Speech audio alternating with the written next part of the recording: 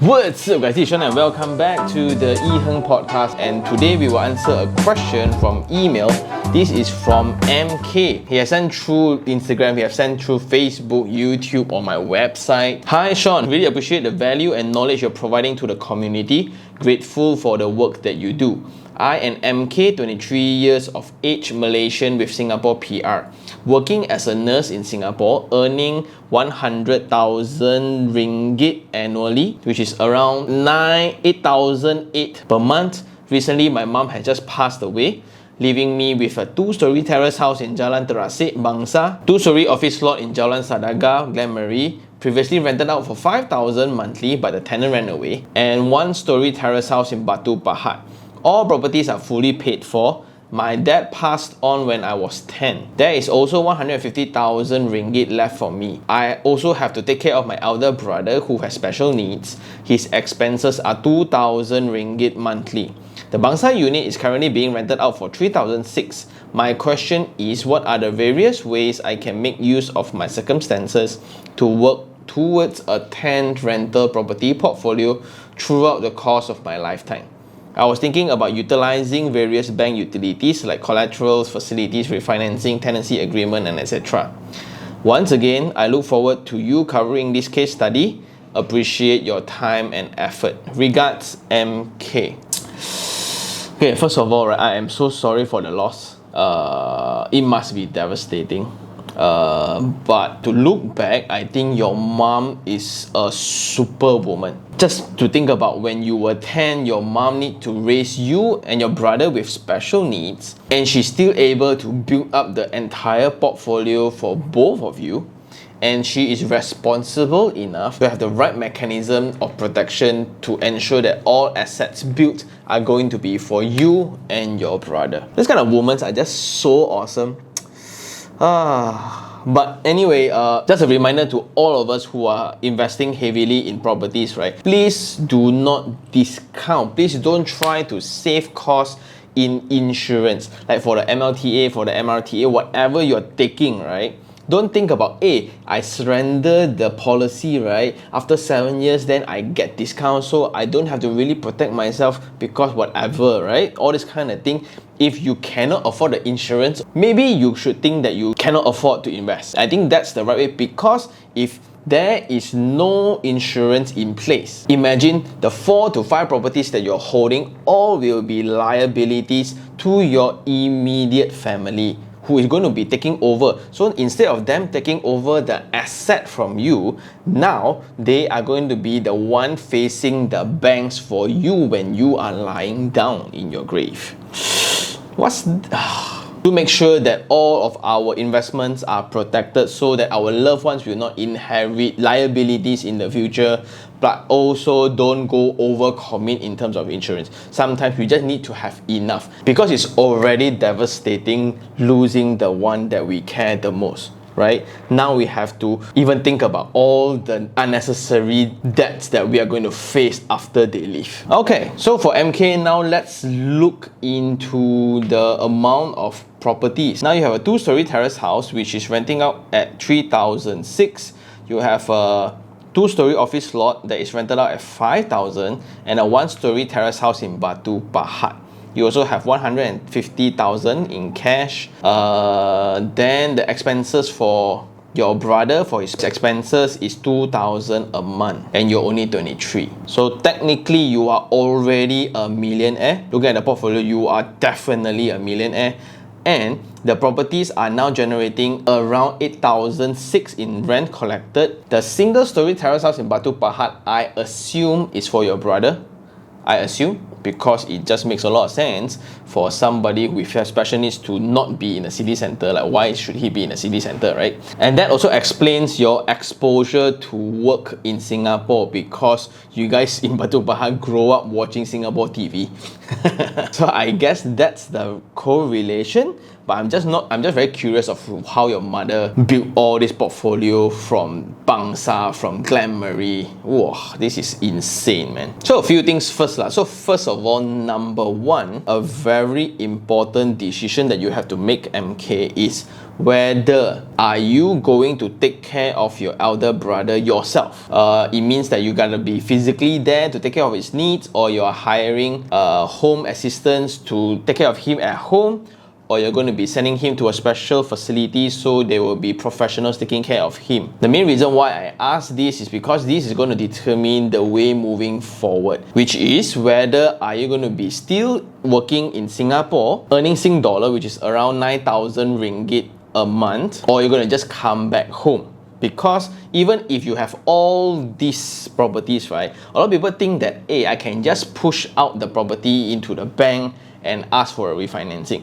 No. Even for refinancing, you will need to have the qualifying income for it. The banks will need to make sure that after you charge your property into the bank, you will need to have sufficient income to sustain the loan that we're going to give you. So to qualify for refinancing, you need income. So the mode of care for your brother is going to determine whether are you going to be in Singapore or Malaysia, and that's going to determine your income in Sing dollar or Malaysian ringgit, and that's going to determine the ways moving forward. Okay, so that's number one. No right, no wrong, because ultimately, right, it's already 8,006, then you live in a Batu Pahat house that's fully paid, no commitment at all, and if you were to send him into a special needs care, maybe 5,000 a month, your brother can totally afford it because your mom did all the heavy lifting already. My concern here is you are 23.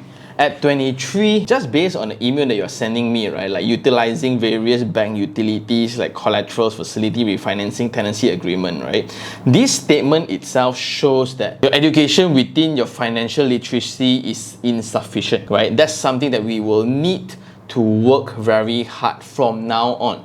That's why I'm glad that you emailed me today. And it's going to sound a bit cruel, this is going to sound a bit harsh, but at this moment of time, please be very, very careful on signing anything from friends and family, because everybody now within the close circle of yours knows that you are a walking young millionaire, and that's going to be very, very dangerous. So okay, of course not all family members are like that, but they tend to be opportunists in trying to get you to sign up for mutual funds. You need to take care of your commitments, you need to protect your brother, you need to ensure that money taking care of both of you in the future, all this kind of thing, right?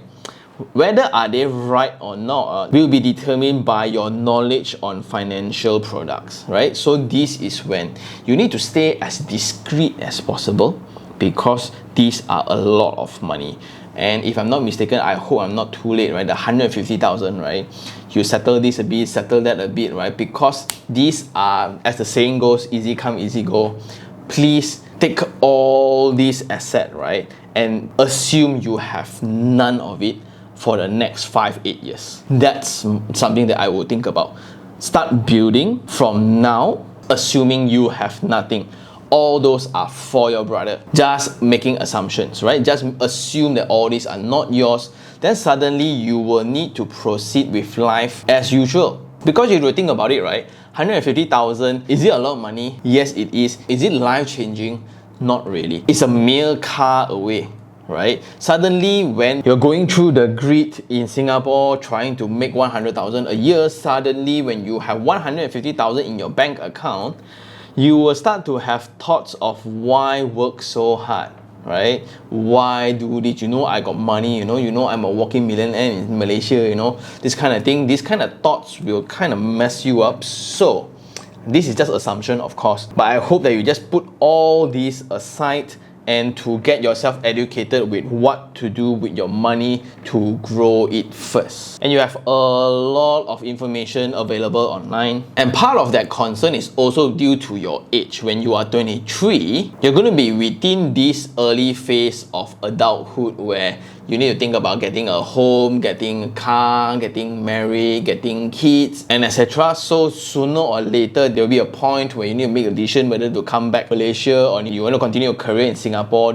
That will come later. And my last question here is, Why the thought of 10 rental properties, right? 10 rental properties, where does the thought come from? And you are also in this very unique position where you are situated as a PR. So there will be a conversation when you're given the option whether to get a HDB or not. So maybe, like speaking from experience, after speaking to so many people from Singapore, Malaysians who are working in Singapore, of course, first of all, they will have this sense of loyalty to Malaysia. Hey, you know, we will never retire in Singapore until they meet the love of their life in Singapore. Suddenly, they want to settle down in Singapore, and there are a lot of incentives to do that, including childcare, including whatever HDB, right? Narration will change. So there will be a moment of time where you need to make the decision whether to get a HDB or to continue investing in Malaysia. Of course, there are ways around it, but you are 23. So when that conversation comes when you're 26, maybe 28, you are given the offer, right? The policies to HDB change. That's also a personal struggle of studying HDB lah. So suddenly, when I kind of figured out already what's going to be the popular one, what's going to be the main concerns, then you come up with plus with more MOP, which is the minimum occupancy, and maybe in the future there will be prime lah or whatsoever. So it's an evolving thing, but the best thing is you can always go to their website and check out everything. So those are the concerns that I have for you, MK. Let's get it all out of the way. After you make all those decisions, from this conversation on, I will assume that this is me playing the game. First of all, I will not quit, right? Because if I were to come back, it's almost impossible to make that kind of money working as a nurse already. Even if I were to come back with the intention of taking care of my brother, but at 23, I should be in a career stage where I will be working OT like mad. I will not have the time nor energy to take care of him. So here, I don't have the clear indication of what are the special needs condition, but I assume I will just give him the best. So I maybe send him to a facility and I will see him through the weekend, or maybe 2 times a month or once a month, entirely up to you. But here I will just assume like maybe 5,000 to 6,000 a month, sending him to a facility with the best care ever, because the budget here that can be collected is 8,600, where I can rent out the Bangsar South, continue it. I will rent out the Glen Mary property at 5,000, and I will just continue living in the Batu Pahat house. Okay, the 150,000 I will still keep it in ringgit form for now in an FD account if I don't know what to do with it. That will be as discreet as possible. Then I will now go through all the previous videos about properties, where it includes the 4 different channels of buying properties in Malaysia, where it can be buying new, buying sub-sale, buying auction, or buying bulk purchases. So this is going to be a test for you, because you are like a fresh sheet of paper. You have no knowledge, no insights, no whatsoever just yet, right? I would suggest to go through the 4 basic steps to get your intent right, like now for rental property, so we know. The second part is how much loan you can qualify, which is 8,000 per month. And Malaysia Bank, they recognize Singapore's income perfectly, and you guys get treatment exactly like people who works in Malaysia, right? Like pure Malaysian, right? So in terms of loan margin, in terms of whatever, you get equal treatments like a Malaysian investing in Malaysia. Okay, so no worries in that. So now go visit properties. So when you come back, go and visit properties. So whether is it apartment, whether is it landed house, whether is it in KL, whether is it in Johor, whether is it in Singapore, yeah, we will never know. Okay, and the 4th one is to make the informed decision and to take calculated risk. That's the 4 basic steps. So that also linked to somewhat of the 4 property buying channels available in Malaysia. That's something that I would encourage you to do, just because you are in this situation. You need to get yourself educated as fast, as much as possible. And at your age, the problem will be managing tenants moving forward. So now, like when you have tenant run away, what to do? When you have incidents within the double-story terrace house, what to do? How do you then declare these incomes, right? So that you can qualify for more loan, and what kind of properties that you need to look at to ensure that the renter can cover the installment, etc. A hack to this is to join this property investment company that runs bulk purchase. Personally, myself, being in the industry itself, I look into 2 to 3 at least new properties in the market every single week, and I'm still going back to them for the best deals and just for the research work that they have done. And not only that, now they also have this kind of one-on-one sessions where you can sign up and they will somewhat tell you what to do based on the intention that you have. And to get started now, right now, it's like $150 or $300. It depends on what kind of package that you're signing up for. This would be the action that I heavily recommend for now. You have a lot of work to do, like where to find, how do you even calculate ROI, then how much is in your CPF, can you withdraw out from CPF or not, what's the down payment requirements, and what's the strategy of moving forward using zero capital to get properties or things like that, right? So all these kind of things will be covered within this subscription of membership of this company called Far Capital, where I am not an owner, I'm a mere VIP of them because I really like what they do. Well, also I make money from what they sell. But here I'm heavily looking at the information and knowledge part of things. Just some backstory about them. Also last year, we took a leap, like Rina and I. So Miss Rina is a mortgage specialist that's super familiar with all the banking requirements in loan application for Malaysia. So she's part of this team, and when the team and I, we went down to Singapore, then we realized there's the gap of Malaysians in Singapore trying to invest back into Malaysia, because if you look into data, right, Malaysian property appreciation is kind of good, but the problem is the ringgit depreciation against Sing dollar.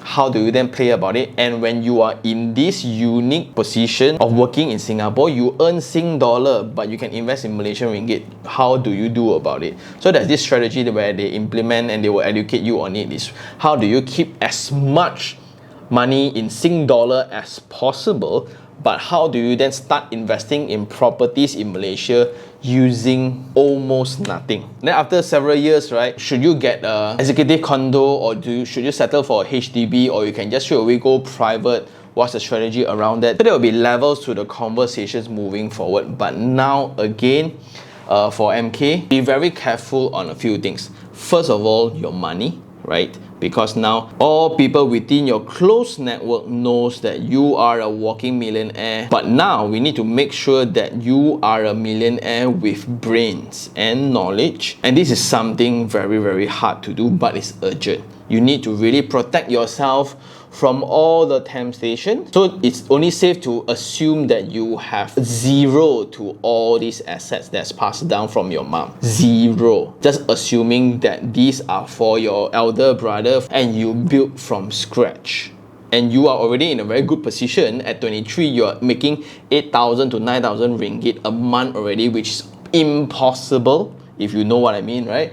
In KL, you will not reach that amount of pay until you're like a manager or an assistant manager after working 6 to 7 years in corporate. So the income is going to be a 28 to 30 years old income, and you're already ahead. So the last part to that is how to get educated. First of all, you can always go to the YouTube channel and go through all the podcasts, go through all the property reviews to somewhat virtually go through the properties, right? Know why some apartment good, why some apartment bad, why luxury good, why luxury bad. At the same time, go through the link down below on the Far Capital membership, get yourself educated for a very minimal fee. And what I really, really like now on their offering is that one-on-one consultation. Because in your case, maybe the inventory in Johor Bahru makes more sense for you because you are actually working in Singapore and you can always come back home to visit your brother. In the meantime, manage your properties. And the fees are just very, very minimal. So that's something I would heavily encourage you to do. But in conclusion, I am so sorry for the loss. Thank you for sharing such a sensitive story also. This is very inspiring because I wish to be like your mom, to really provide to an extent where even after she passed, the family will be taken care of, not only from a monetary standpoint, but now at 23, you are actually seeking on ways to prolong that legacy by having 10. But let's work on the education part and the financial knowledge part and the protection part of things first. Because within your criteria moving forward, it's going to be very, very, very exciting. And I guess that's all for now. In terms of what to buy and how to manage and things like that, that those will come in way later after you understand what are the rules of this property investment game first. And there will be a home court and there will be an away court for you to think about. Let's not go too crazy into them. But once again, thank you very much for sharing your story. And for those who still have any questions regarding real estate, do just email me at taniherng@gmail.com, or you can just DM me on Instagram iherng, and I'll do my best to answer all of you. And I'll see you guys on the next one. Ciao.